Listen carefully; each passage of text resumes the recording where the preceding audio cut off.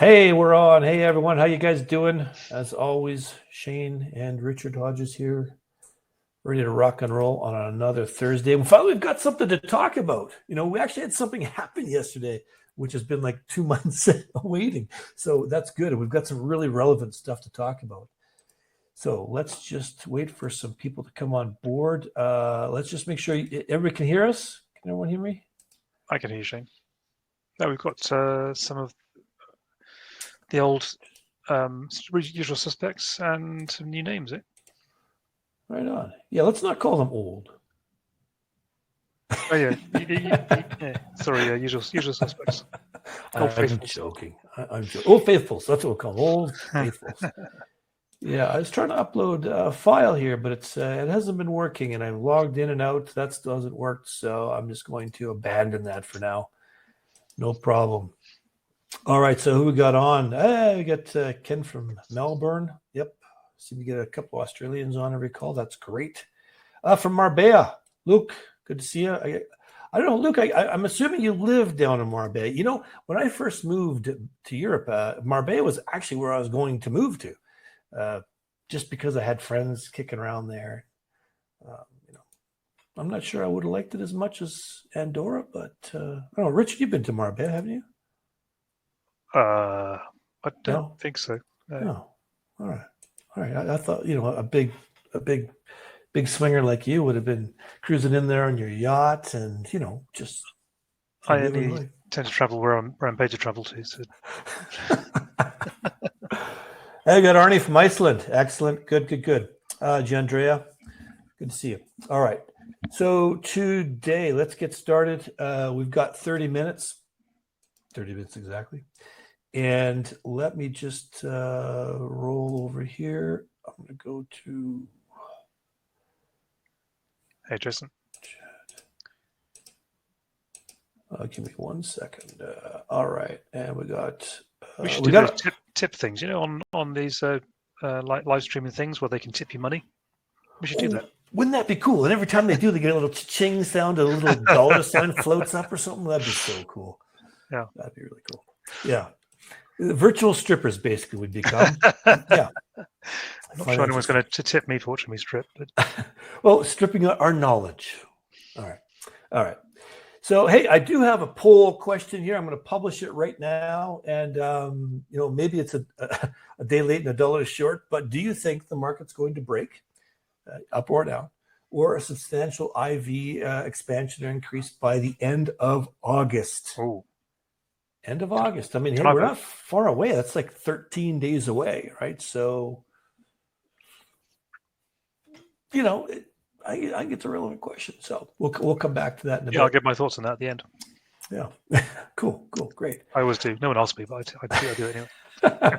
We love your thoughts. All right, let me get started here. So today, what are we going to talk about? Well, we're going to talk about debit and ratio spreads, and this is super relevant for some trades that I put on Tuesday, 2 days ago, when I made up these slides. So it's actually really quite interesting to see things played out. Now, obviously, we didn't have a huge move yesterday, but a bit of a move is better than nothing, which has been sort of the case for the last 6 weeks. Then, of course, we're going to take a look at our charts, our trades we got on, a bit of analysis, and then a Q&A at the end, as always. So when we're talking about debit spreads, I'm just talking about a plain old vanilla. Sometimes I do get comments from people saying, Shane, you guys are great. We love you, but I don't understand. I don't understand these diagonals. I don't understand these butterflies or whatever you're talking about. Debit spreads are super straightforward. Anyone can do it. It doesn't matter. You're new. You've been around forever. They always come into play at some point. There's an appropriate use for them. And basically, when we're talking about a call spread, okay, I call it a call debit spread. People call it a bull call spread. Bull call because you're bullish and you're using calls.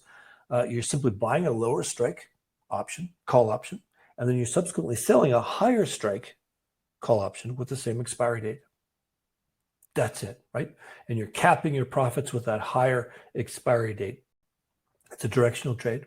It's bullish. You're buying a call. You want it to go your direction. You want to even blow through your short strike. That's fine. You're going to maximize your profits at that point. And you're going to pay a net premium debit for that trade because you're the closer to the money call that you're buying is going to be more expensive than the one further away that you're selling, right? But what it does is it helps offset that cost. So it's better than just buying the call naked, okay? That's why we're doing it. It's a directional bet. Now, if we're looking on the other side, there's a put debit spread or a bear put spread because you're bearish, you want it to go down.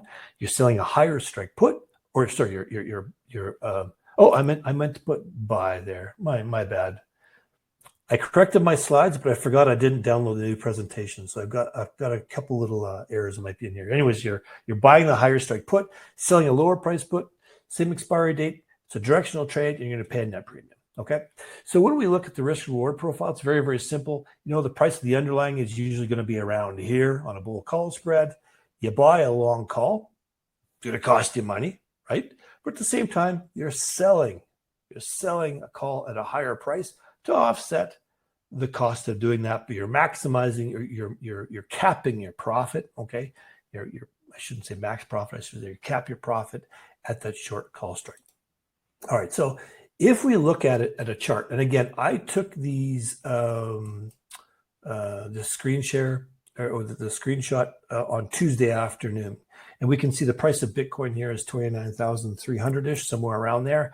So if we want to use a bear put spread or a put debit spread, we thought it was going to go down, but we don't think it's going to go down, probably not below 27,000. If it does, it's not a big deal, but we don't think it's probably got that much. But we think it's going to go down.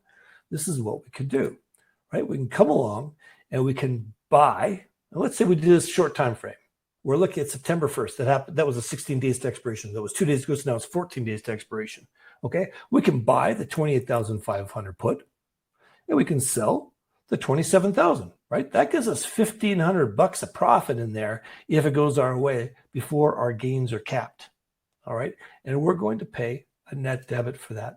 So if we look over here at that time, I went over onto Debit. I took a look. The 28,500 was about a 30 delta, maybe it was like a 29 delta, something like that. And in Bitcoin, the dollar equivalent of Bitcoin at the time was 0.0125 Bitcoin. That was worth about $368. And the put, which was an 11 delta put that we sold as protection, or to not protection, but to decrease the cost of this trade, would have earned us about $115. Okay, so in total, you know, we're paying $368 for the long put, and we're getting some premium back, $115 for the short put, a total debit of $253 at that time. That's a better deal than just going out there and spending $368. Because if this thing doesn't move in 16 days, guess what? You're out that $368. You're going to be out that $253. So again, it's a directional bet. Now, I'm not saying that buying the 30 delta put was the best option at that time. Maybe you buy the at the money put. I don't know, whatever. Everybody's got a preference depending on where they think it's going to go. But we're been in a pretty flat market. So, this directional bet, this is what it looked like. Now, that leads us into ratio spreads. There's all different ways we can use ratio spreads, but just think about this in the same way I just talked about a standard debit spread, except we're just going to sell more contracts. That's it. Okay. And we're doing this to reduce our cost even further, maybe break even, or why not get paid to put the trade on? It's not always appropriate, depending on the time, but we think it's appropriate right now for us. We're happy to do that. We are, of course, assuming some more risk by doing that, right? Because if we sell at a greater, like a 1-to-2 ratio or a 1-to-3 ratio, 1-to-4 ratio, those extra ones we sold are naked. And those will need to be managed in the event that the price doesn't go our way. But we're perfectly happy to do that. For God's sakes, we've been doing this for 25 years. It's what we do day in and day out. So we're okay with that. So let's just take a look at ETH. And I took this data again from Tuesday. And at the time, the market price was around, 1,840, somewhere around there, $1,840. It was floating around there. And I just took a look and I said, what if I bought the 2,000 calls? Because I felt this thing, let's just say I felt this thing was going to go up at that time. And I wanted to pay, reduce the cost. I could sell the 2,100 calls. So it's a 12 delta and a 5 delta. Now, normally I wouldn't do a debit spread with a 12 delta unless I was really thinking it's going to go. So this is just an example here. I probably would have went with the 1950 or maybe even the 1900 long. But this is just an example. So at the time, it would have cost $7.56 to buy those calls, and you would have got $3.51 in premium to reduce the cost. So a 405 debit. Okay, great, wonderful. There's our 16-day to expiration, which was a September 1st expiry. Bull call spread. We think it's going up. We think it could even go as high as 2,100, maybe a little bit past. Not a problem. That's fine. With these debit spreads, most traders actually want it to go past their short strike. They don't want it to go blowing past, but that way they're going to realize the full value.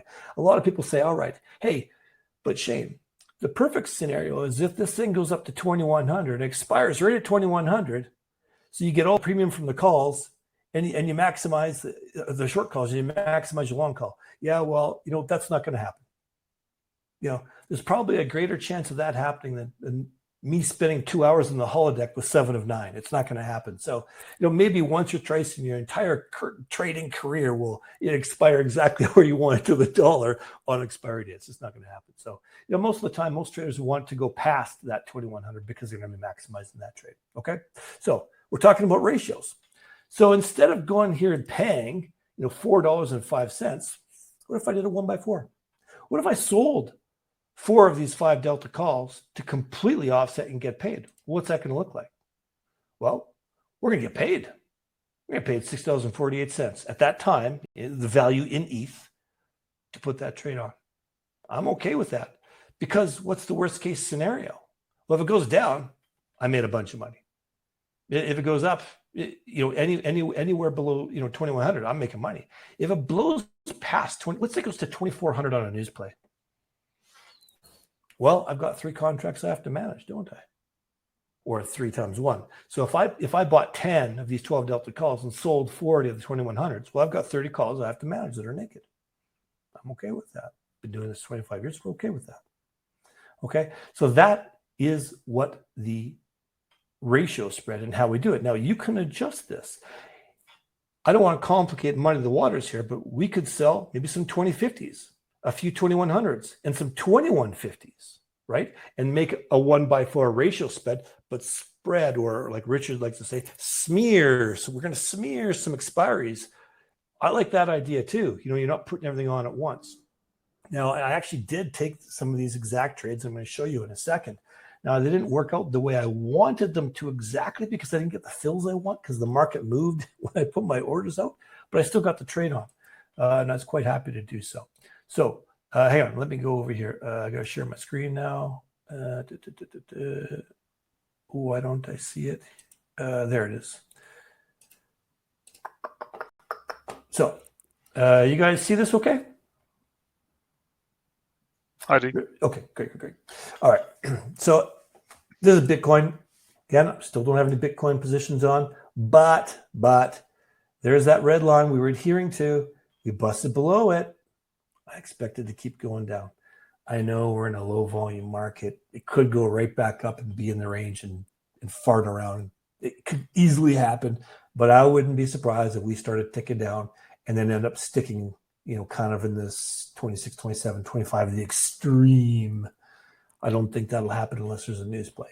But that's interesting. Let's take a look at ETH. Let's take a look at those trades. So if you watched the show last week, you knew I put on these directional trades, right? This call trade up here was actually a calendar ratio. It is now a diagonal. And I said last week that calendar is going to turn into a diagonal as soon as I change the strike prices, okay? I've added more to that position. I've also added more. That was like on the weekend, I added more to this because I was like, I want to get paid because this market's going to move. It's going to move at some point in time. Maybe it won't move by the end of October when these diagonals are on, but it's going to move. So I wanted to put more on. So I've got the October 27, 1900 calls is what I bought. I sold the 1900s, which is a calendar. Now I've gone.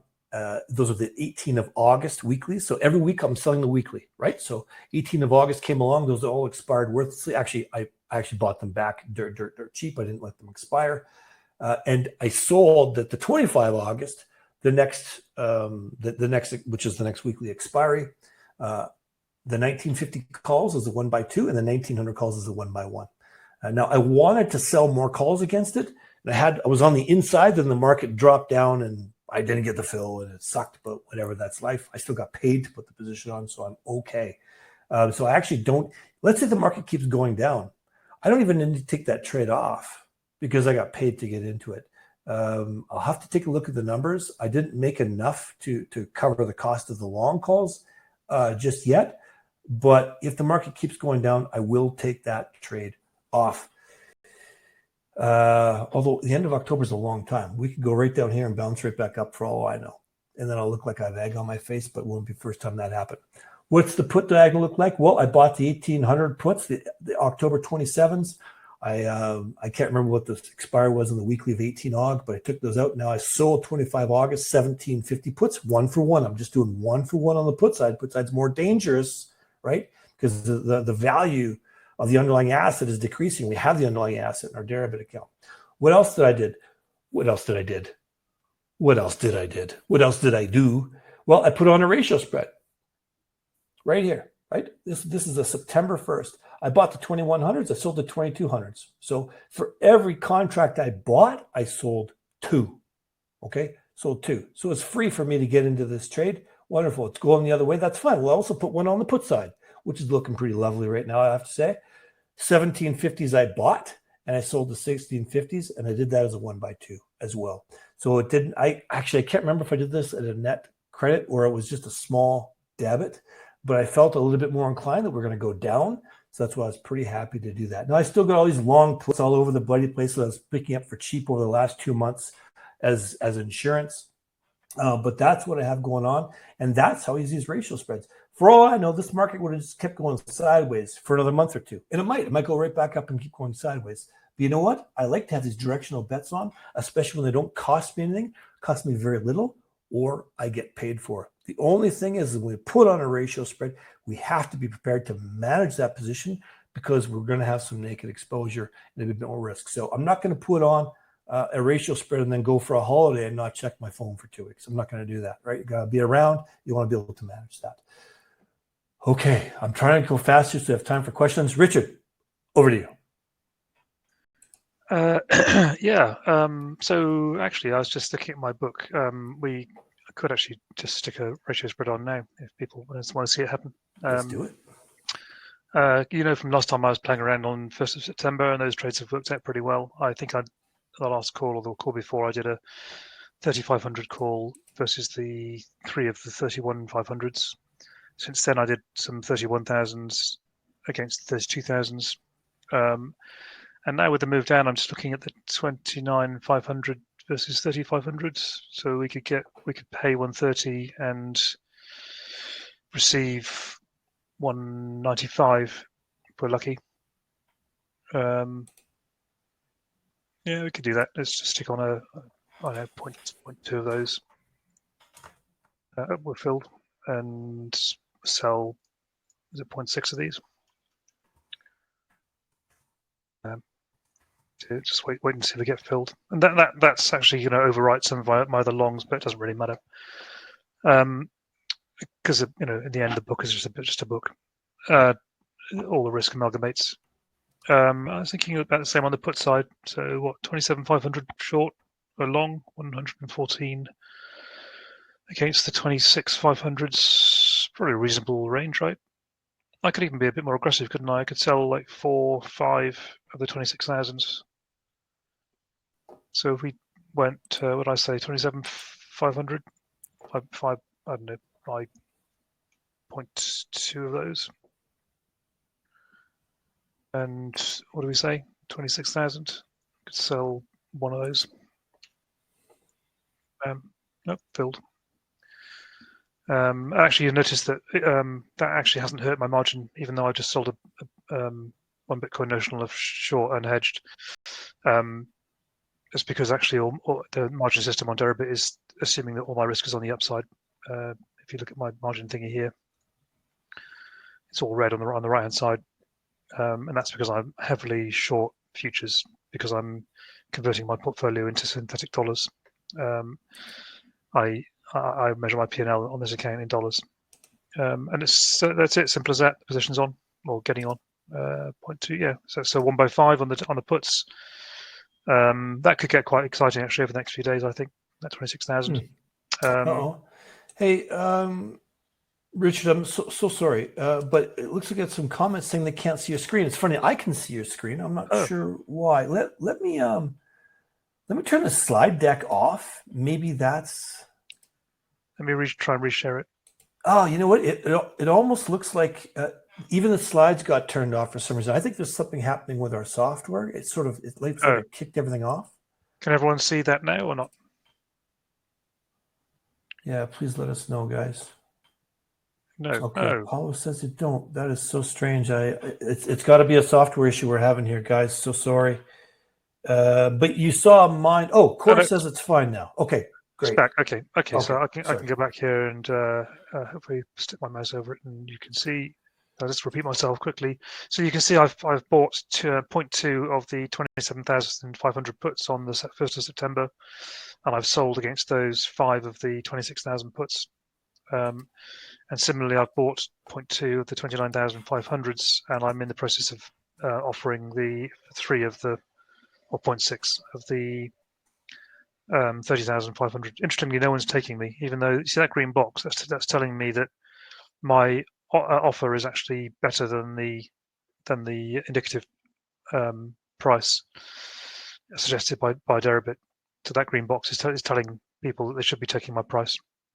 So if anyone out there wants to hit that, you make a basis point theoretically.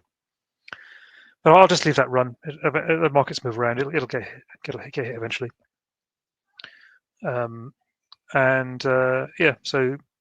So that's my play. I think 1st of September is quite a nice play for this, because if you do it too close, so 25th of August is a week away, and you can't quite get the same steepness of smile to get the trades on nicely.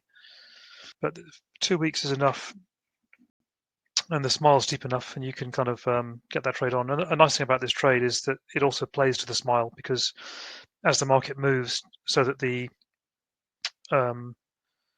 long leg gets in the money, that will lower the implied vol of the long leg, which means it will become relatively cheaper, and you'll lose your money. But you've now got 5 times the short leg, and that's going to be getting cheaper as well, but you're short it, so you start making money at 5 times the rate.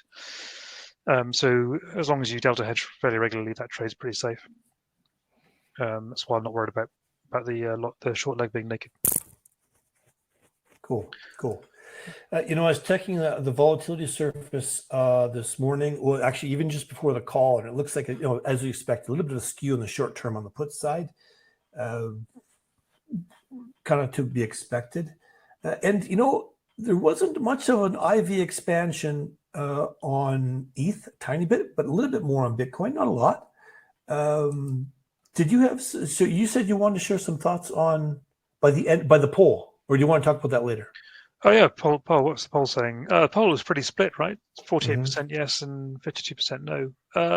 I actually think there's about a 50% chance of a breakout by September. So I think the poll kind of reflects my view, actually. I'm certainly getting very wary about selling too much risk out in beyond a month. And I think the rest of the market is also feeling the same way, because there's like a 12 volt skew between slope between the 1 week at the monies and 3 month, I think. What's my chart saying here? 1 minute at the money is 28.5, 3 months 36. That's what 8 vols. And then at 6 months we're out at 38, and then at 9 months 41. And got to be honest, 41 vol for 9 months not enough for me to want to sell anything. I don't believe the narrative that the halving is going to cause Bitcoin to go to the moon. But I just think that there'll be volatility by then, for whatever reason. Because people will be thinking it's going to the moon, and other people saying it isn't, and there'll be a big argument about it, and people will get liquidated, and we'll all make money, right? All right, we only got 5 minutes left, so let's. There's a new feature top left of your corner, price ladder. We're not going to talk about that today. We'll talk about that next week, and we have not explored it yet. Richard just pointed out to me literally before the call, and I was like, "What? Whoa, I just noticed it. Yeah. I saw the email yesterday from Debit or 2 days ago, and then thought, "What the hell's that?" It's going to be perfect for me, I think, because it's exactly how I use futures. Anyways, let's quickly jump into some questions because we only got 5 minutes. Def, I answered your questions. I sent you a message. If you want help with hedging and understanding that, definitely sign up for our 7-day free trial. You can be on our Telegram channel. We post our trades in real time. We chat. That's silver level and above. Of course, the gold level is we do private mentoring. If you really want to go for it, sign up as a gold member and get free one-to-one time with us whenever you want all through the year. Yeah, perfect. We have some people signing up for that. It's proven popular. Yeah, and we are coming out with a hedging course in the next, I'm hoping about 6 weeks. Arnie, I did that. When do you use perps and when do you use dated futures? How do you decide which instrument to use and when? I only use dated, but I know Richard does both, depending on which side. Yeah, I use perps exclusively until about the last week. If I've got positions that are in the money, I will hedge those with dated futures to match expiries. And that means I don't have to worry about partial hedging during the half an hour of expiry. And if you don't know what that means, it's because you haven't read the documentation on the Debit site about how the products work at expiry. And if you want an in-depth discussion on that, then by all means join us with a subscription, and I'll talk to you all day long. Okay. So a question from Jalil. What do you think of a calendar, June 24, against the weekly? So I guess what you're saying is you're going to buy the June 24 and you sell the weekly, so more of a diagonal. I haven't looked at the June 24, but I did put on my diagonal was October because it's a shorter time frame. I didn't look at the vols, but in a historically low IV environment, it's probably a decent idea. You can kind of treat it like a covered call campaign, or a synthetic covered call. Are you looking at it right now? I'm looking at the 10 delta. It's expensive because you're paying 65 vols, and then you're receiving 30 because of the steepness of the term structure in vols at the moment. Maybe on the puts, probably you could do it on the puts probably. Calls feels expensive at the minute. Maybe buy in the money call because then you're not paying the skew. And sell calls. Or at the money. I guess you just have to play with those numbers, Jalil. But hey, I love those trades. If you're going to go long, now is sort of the time. With low IV. IV might continue to go lower. I don't know, but I think it's a good chance we're going to expand from here. Question from Luke. Lately, I experienced that it's not smooch. I think you meant smooth, I assume. What position you take, but how you get into that position. Yes, execution risk is important in low liquidity markets. Your opinion? Well, hey, I missed out. Didn't I, on some of my trades I showed you there because I was on the inside waiting to get filled and I didn't because I love to just be a maker. I love to be a maker all the time, but it's realistically, sometimes you got to give up the ghost. For me, because I trade a small amount every day, that trade you saw me put on today will be the only trade I do today, and I hedge regularly. And so, as far as I'm concerned, if I'll put an order in, and if it gets filled, it gets filled, and if it doesn't, it doesn't. And if it doesn't get filled, I'll just put it again tomorrow, or modify it at a different strike, or because I think in terms of vols, I want to sell a 15 vol call, then I'll sell whatever strike is 15 vols or close to it today, and if it doesn't get filled, I'll sell it tomorrow, and if it doesn't get filled, I'll sell 3 the next day. I don't really care. Good point. Let me see here. We've got time for another question or two. Question from Sylvanus. There is an ETF decision to be made. You are right. Why are you not expecting volatility soon? Well, I'm just saying I'm not expecting it this summer, just because not much going on. Although I do see on the news, China is having some issues. That's going to be the bigger issue. This ETF news has been going on for a long time. And look, there's a universal rule with news. Ignore it. It's bullshit. It's just people pay to have their articles stuck in the news, and they want you to believe shit because they want to move their positions around. And also, any real news you're getting way late, and all the market participants knew about it ages ago because they've all got Bloomberg terminals, and they all speak to each other in the same bars in Wall Street and the city of London. Yeah. So we ignore the news. Yeah. Okay, time for one last question, and we have to cut off. I'm sorry we can't answer all the questions today, but of course you can always catch us on our Rogue Trader Telegram channel. If you sign up for the free trial, get 7 days. We chat all day long on there. You can talk whatever you want. Last question here from Luke. This is a good one. You know, and I guess it's in response to the trading you just did, Richard, and maybe what I was doing. Are you considering the vol when you enter those ratio spreads? Well, for Yeah, me, well, not. you don't, do you? But I do. No, not so much because it is what it is. And those are short, those are like 14, 15 days to expiry, So I was looking for rapid decay, a quick little thing, and that's it. But for you, vol's a little bit more important. I'm not so much. I don't care so much about the absolute vol number of each position. I care about the relative vol between them, because actually, what I care about is the smile, the shape of the smile, and how steep it is, because that's what I trade. And there's actually another question from Ken, which is what is smile? And Ken, you should join a Rogue Traders course and learn all about it. Yeah, smile is something that we look at, I'd say, every day. It's important. It gives you an idea what the market is thinking. So let's let it go there. I'm sorry, guys. We've actually run over time, and we are going to get spanked for doing that. But as always, great to have you. We're finally starting to see a little bit of movement in the market, which is wonderful. We're starting to see some of these trades we put on, directional trades, start to pay off a little bit. It was coming closer to the end of summer. It's going to be an interesting time. We're getting a little bit nervous about selling vol too far out in the future. Happy to do it short dated, easy to manage. So I'm really looking forward to next week to see what the market does between now and then. So until next week, we'll see you then.